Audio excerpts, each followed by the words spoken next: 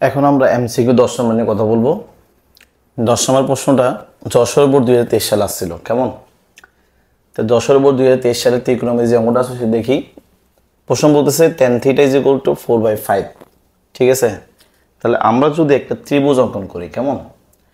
এই একটা ত্রিভুজ, আচ্ছা এখানেই করি।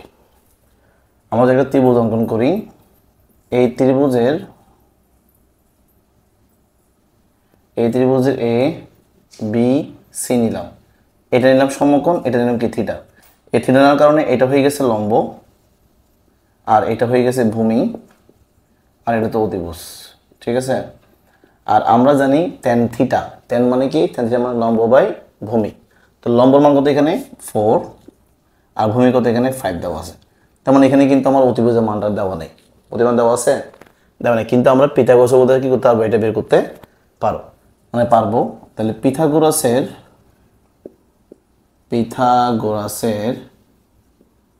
উপপাদ্য অনুসারে পাই, ঠিক আছে? এটা অতিভুজ স্কয়ার না? কি পাই আমরা? অতিভুজ স্কয়ার = লম্ব স্কয়ার, মানে ab স্কয়ার প্লাস ভূমি মানে কত? bc স্কয়ার, কেমন? এখান থেকে আমরা x বের করবো, তাই না?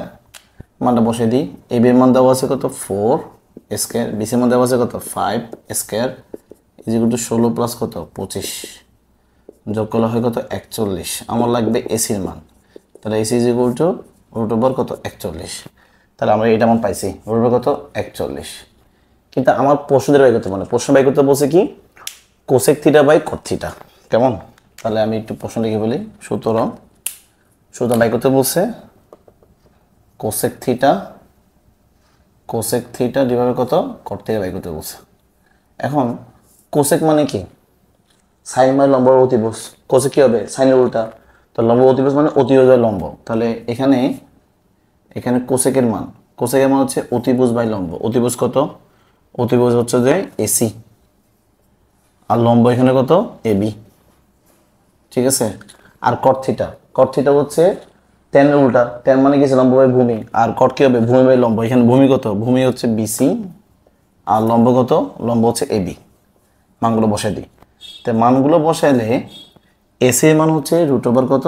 √41, আর এবির মান হচ্ছে কত? 4, বিসি মান হচ্ছে কত? 5, আর এবি মান কত আমরা পাইছি? বিসির মান হচ্ছে যে 5, আর এবি কত আছে? এবি আছে 4, কত? 4। তাহলে আমরা কি জানি? ভগ্নাংশের নিচে ভগ্নাংশ থাকলে গুণকে উঠাই দিব, কিন্তু প্রথমটা কি থাকবে? ঠিক থাকবে। তো প্রথমটা যদি ঠিক রাখি, তো প্রথমটা কত? প্রথমটা হচ্ছে √41 বাই কত? 4। এটা ঠিক রাখি, পরটা উল্টাই দিই। এখানে 4 ছিল নিচে, যাবে কোথায়? উপরে। 5 ছিল উপরে, আসবে কোথায়? নিচে। তাহলে ভগ্নাংশের নিচে ভগ্নাংশ থাকলে গুণকে উল্টাই দিব। শর্ত হচ্ছে প্রথমটা ঠিক থাকবে, আর নিচেরটা উল্টে যাবে। নিচেরটা কি? গুণ দিয়ে উল্টে দিব। এখন দেখা যাচ্ছে এই 4 কাটা যায় 1/1, আর এখানে থাকে কত? √41 বাই কত? 5। এখন দেখা যাচ্ছে অপশন কোথায় আছে? এই যে খ নম্বরে, √41 বাই কত? 5। তাহলে আনসার কত? খ নম্বর। পরীক্ষায় খ নম্বর কি করে আস্তে করে কি করে দাগাই দিয়ে আসবে, বুঝতে পারছি?